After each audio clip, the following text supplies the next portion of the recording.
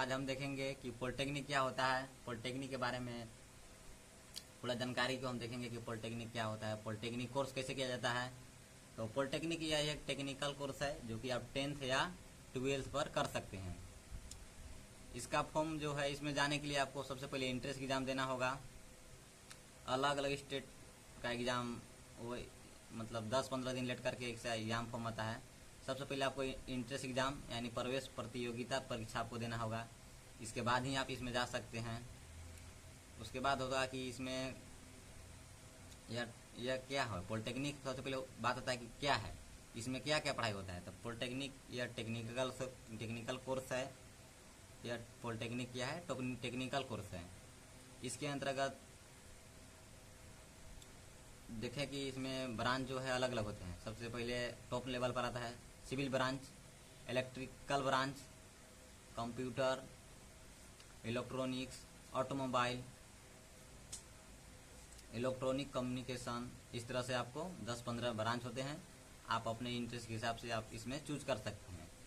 तो देखेंगे कि इसका फॉर्म कब आता है। तो इसका फॉर्म आता है जनवरी से लेकर मई के बीच में। आपको कोई भी स्टेट का फॉर्म इसका आ जाता है तो आप इसका अपने स्टेट के वेबसाइट में जाकर आप इसका फॉर्म जब आएगा तो आप उसको अलर्ट रहेंगे, आप इसके फॉर्म को देखते रहेंगे यदि आपको फॉर्म भरना है तो देखेंगे कि पॉलिटेक्निक कैसे करें, कब कब करें, सबसे ज़्यादा बेनिफिट किस में है, कब करने में। तो यह आप सबसे बेस्ट होता है कि 10th पर करें।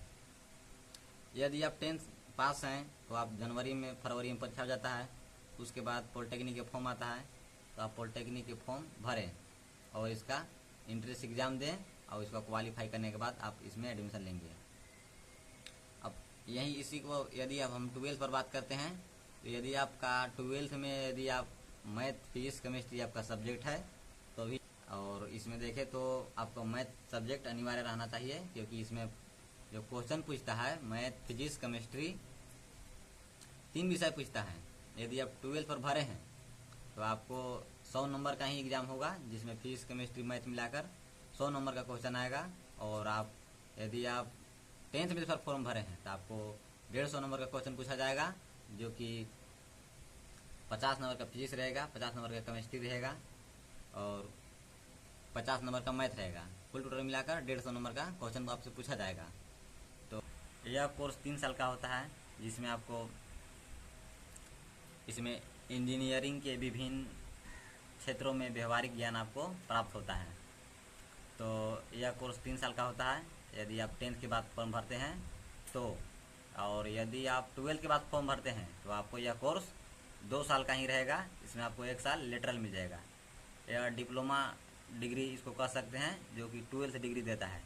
10th के बाद करते हैं तो यह 12th डिग्री आपको दे देगा, साथ ही आपका यह कोर्स फाइनल हो जाएगा। और यदि आप 12th बात करते हैं तो यह तो 12th का ही फिर डिग्री देगा और लेकिन टेक्निकल आपका सर्टिफिकेट मिलेगा। यह जूनियर इंजीनियर सर्टिफिकेट यह देता है।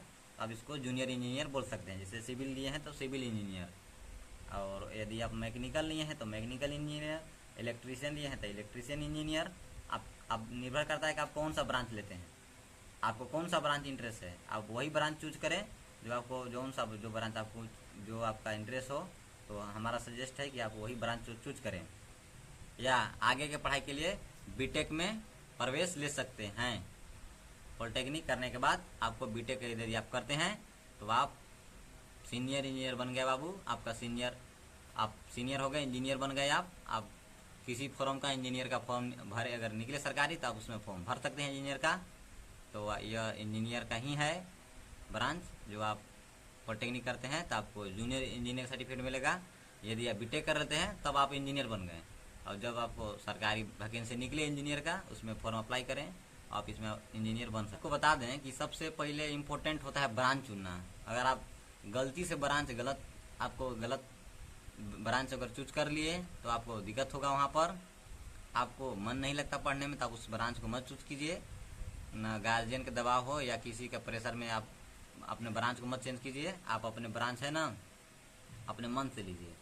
तो जल्दबाजी ना करें ब्रांच चुनने में। जैसे कि बता दूँ कि इसके अंदर सिविल ब्रांच हो गया, मैकेनिकल ब्रांच हो गया, इलेक्ट्रीशियन ब्रांच हो गया, कंप्यूटर ब्रांच हो गया और ऑटोमोबाइल हो गया, बहुत सारा 10-15 ब्रांच आता है, जो कि आप अपना, अगर यदि आपको कंप्यूटर चलाते हैं, अच्छा आपको कंप्यूटर पसंद है, आपको अच्छा लगता है कंप्यूटर चलाने में, आप कंप्यूटर ब्रांच ले सकते हैं।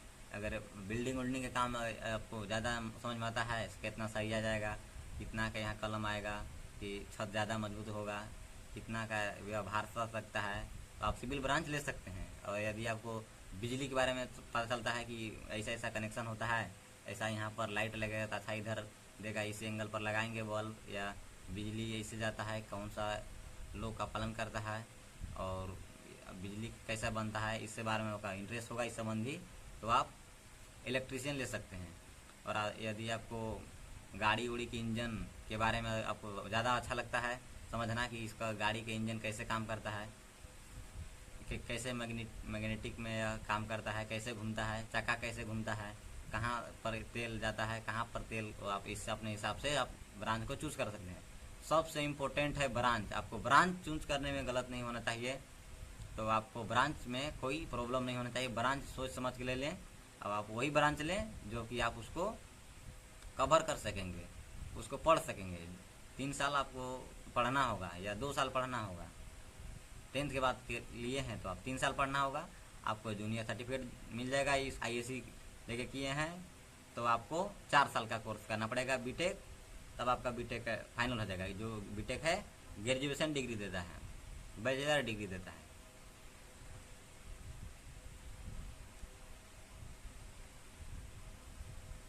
पॉलिटेक्निक के बाद आप विभिन्न क्षेत्र में अपना कैरियर बना सकते हैं। इसके बाद आप ITI में भी काम कर सकते हैं। इसका वैल्यू है ना, ITI से भी इसका ज़्यादा वैल्यू है पॉलिटेक्निक का।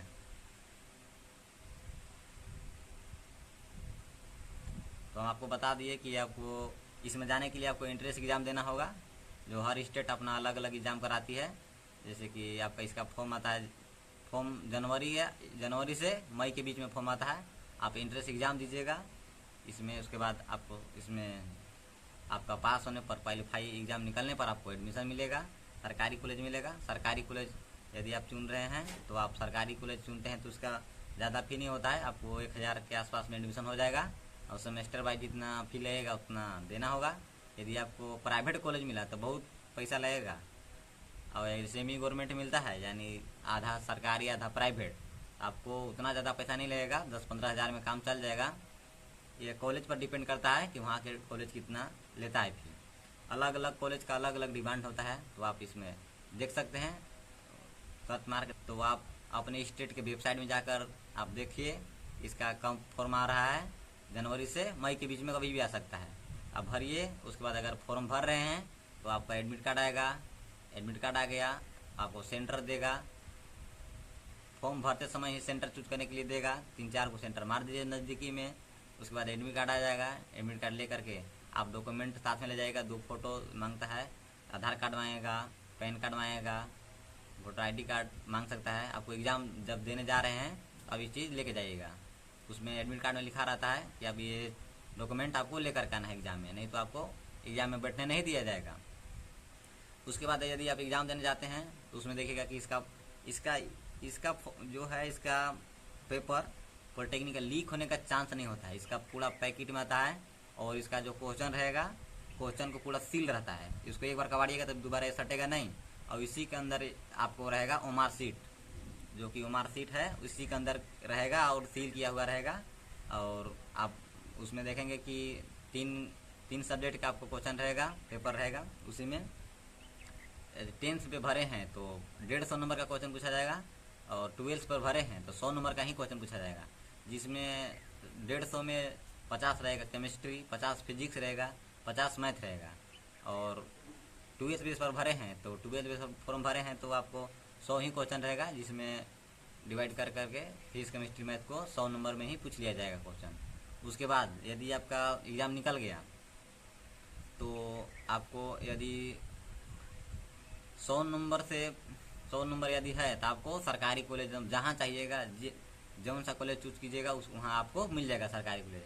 कोशिश कीजिए कि जहाँ ज़्यादा अच्छा पढ़ाई होता है वहीं चूज कीजिए। सरकारी कॉलेज में फ़ी कम लगता है, आपको 1000 रुपया में एडमिशन कराने में लग जाएगा, बहुत कम है 1000 रुपया। इधर यदि प्राइवेट आपको अगर मिलता है तो प्राइवेट में बहुत ज़्यादा, तो आपको कोशिश कीजिए कि आपको सरकारी कॉलेज ही लेना है, जहाँ अच्छा पढ़ाई होगा वहीं लेना है आपको। और लास्ट में अगर आपको नंबर ख़राब है तो आप प्राइवेट कॉलेज में ले सकते हैं, काउंसलिंग करा के अगर जाइएगा तो अगर थोड़ा कम लगेगा। और डायरेक्ट बिना एग्ज़ाम के अगर आप एडमिशन लेते हैं प्राइवेट कॉलेज में तो आपको बहुत ज़्यादा पैसा लगेगा। तो आप कोशिश कीजिए कि आप एग्ज़ाम लिख करके ही इसमें पॉलिटेक्निक कोर्स करें, जो कि आपका पैसा का भी बचत होगा और आपको इसमें आपको समस्याओं का समाधान हो जाएगा।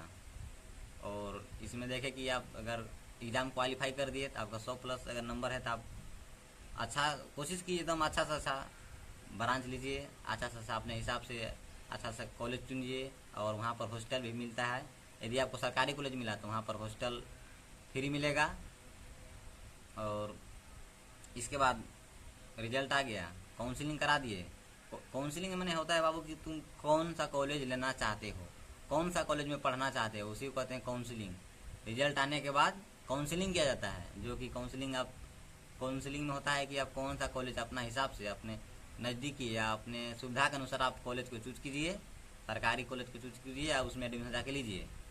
तो आप यदि काउंसलिंग करा देते हैं तो सरकार कॉलेज के नाम दे देगा, आपको अलॉटमेंट पेपर जारी हो जाएगा, जो आपका स्टेट के वेबसाइट से आपका गवर्नमेंट करती है। और अलॉटमेंट पेपर निकलवाने में 1000 आपको पैसा लगेगा एडमिशन लेने से पहले। आप उसमें उसका कॉलेज उसमें अलॉटमेंट पेपर जो है उसका अलॉटमेंट पेपर में आपको नाम रहेगा, आपका ब्रांच का नाम रहेगा। जैसे आप सिविल ब्रांच लेते हैं तो सिविल लिखा रहेगा, सिविल इंजीनियर। यदि आपका इलेक्ट्रीशियन रहेगा तो इलेक्ट्रिकल इंजीनियर लिखा रहेगा। जिस तरह से आपको जो भी ब्रांच लेते हैं, जैसे मैकेनिकल लेते हैं तो मैकेनिकल इंजीनियर लिखा रहेगा, कंप्यूटर ब्रांच लेते हैं तो कंप्यूटर इंजीनियर रहेगा। उसमें आपको कॉलेज का नाम रहेगा कि आपका कौन सा कॉलेज दिया है।